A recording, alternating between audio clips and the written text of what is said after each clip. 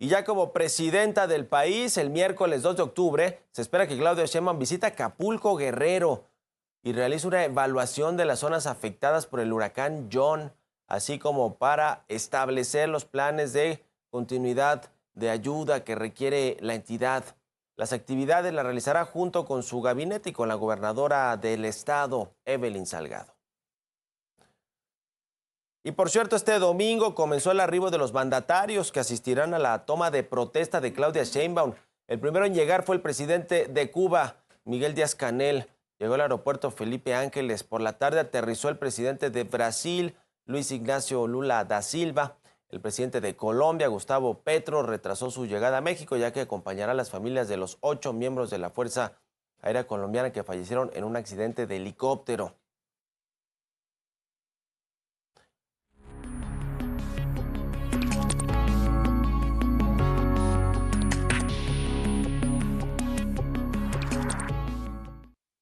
El balance del gobierno del presidente López Obrador, 6 años de claroscuros. Yo diría que más oscuros que claros. Entre las cosas positivas del gobierno, seguramente pues estará todo este tema de los apoyos sociales. Se dedicó el presidente López Obrador a repartir mucho dinero. Como nunca en el país se reparte dinero prácticamente pues a buena parte de la población, no solo a los más necesitados, que es una de las críticas del Coneval, este organismo que se dedica a revisar cómo han funcionado los programas sociales y la medición de la pobreza. Bueno, el Coneval ha dicho que están mal enfocados los programas sociales porque no van necesariamente a la base de la pirámide o a quienes más requieren estos recursos, es decir, los más pobres, los más necesitados del país. El presidente ha hecho pensiones universales, por ejemplo, para adultos mayores, para personas con discapacidades, para jóvenes de ciertas edades que no trabajan y no estudian y que están buscando su primera oportunidad laboral, y en fin, así muchos otros más para los productores, de los de Sembrando Vida, en fin, cantidad de recursos que se han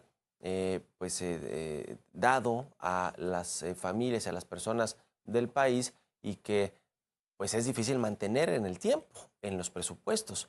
Vamos a ver cómo le va a Claudia Sheinbaum con este tema, porque muchos de estos programas sociales pues ya están en la Constitución, es decir, se tienen que obtener recursos sí o sí para financiar estos programas sociales.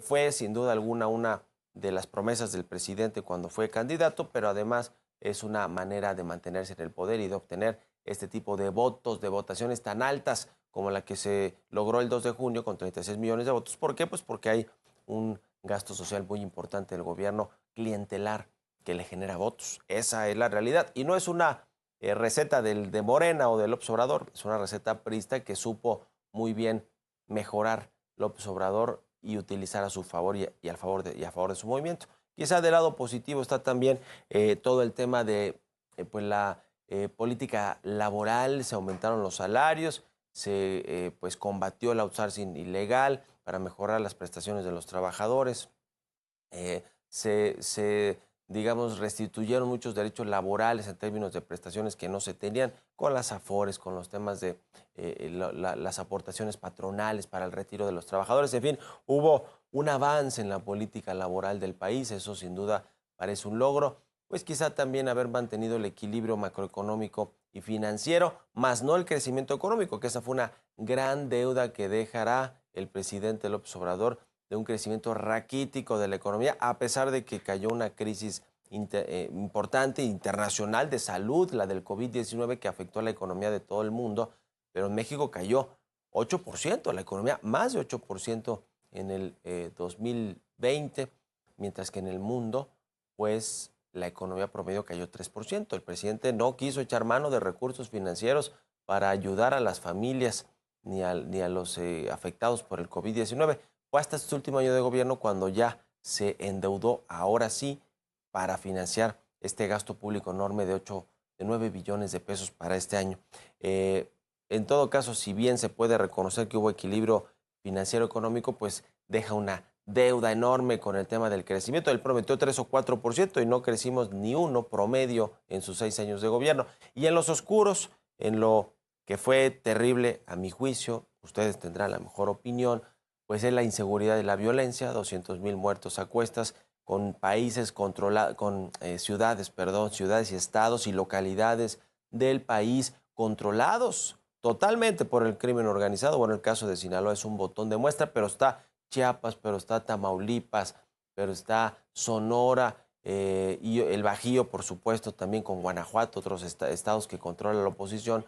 Pero bueno, pues más bien que controle es un decir, los partidos políticos están manchados y cooptados en su totalidad por el crimen organizado. Hay quienes hablan de un Estado fallido en materia de inseguridad. Me parece que la militarización de la seguridad y de otros ámbitos del gobierno tampoco son una buena señal para el país. No se diga el pendiente en salud, que ya mencionábamos, la crisis del COVID-19 y todos los muertos que dejó a su paso, la mala gestión de la pandemia, pero el desabasto de medicamentos, el fracaso del INSABI, que no termina de despegar el IMSS Bienestar, en fin, fue un mal sexenio en términos de salud, de cobertura de salud para los mexicanos. ¿Qué decir de la educación? Con todos los cambios en la política, en los libros de texto, en la ideologización de la educación y de pues, los comunistas, como les dicen algunos empresarios que están a cargo de precisamente esto de la publicación de nuevos libros de texto y de cómo se enseña hoy en las escuelas de México de todos los niveles, pero pues quizá donde más preocupa y llama la atención es en la educación primaria y secundaria, donde están precisamente todos estos libros de texto de la Secretaría de Educación del país. Y bueno, así nos podríamos ir con cada uno de los sectores. No se erradicó la corrupción. Bueno, está el caso puntualmente y reconocido por López Obrador de Segalmex, entre 11,000 o 15,000 millones de pesos defraudados, sacados del erario para fines de corrupción, pero están en todas las áreas del gobierno la corrupción. Se mantuvo el tema de la corrupción y no se diga la impunidad, porque con el manto protector del presidente y de la 4T de que nosotros somos impolutos y no somos corruptos, pues nadie va a la cárcel, porque pues nosotros no tenemos ese problema de la corrupción. Es decir, no solo hubo mucha corrupción en este sexenio, parecida o más en algunos sectores y dependencias que la de sexenios anteriores, pero que incluso ahora se cubrió de impunidad al decir que ellos, los de la 4T, no son corruptos. En fin, muchos otros de este tipo de pendientes dejará y heredará a la próxima presidenta, el actual todavía presidente por unas últimas horas, López Obrador. Y bueno, qué decir de las empresas del Estado de materia energética, de Pemex y de CFE, también con problemas operativos de deuda muy importante. Y bueno, pues vamos a ver cómo le toca a Claudia Sheinbaum entrarle al toro por los cuernos, cómo viene este discurso de mañana, que va a ser muy relevante el mensaje que envíe a todo mundo, de reconciliación o no, qué tan contundente será en temas de combate a la inseguridad y a la violencia, de reconciliación con socios comerciales como Estados Unidos, como España, a pesar de que no se invitó, dice el presidente del observador, porque así lo decidió Claudia Sheinbaum, al rey de España, Felipe VI. En fin, habrá muchas cosas que ver también cómo viene el paquete económico y demás. Es un mensaje importante y cómo vienen pues, los primeros días del gobierno. ¿Qué mensajes va a dar? ¿Qué anuncios va a dar ya una vez que tenga la banda presidencial y que esté en Palacio Nacional como la jefa del Ejecutivo, la primera presidenta de México, Claudia Sheinbaum? Vamos a darle el beneficio de la duda. Seguramente buscará ponerle su propio sello, sus propias políticas y ya lo estaremos viendo.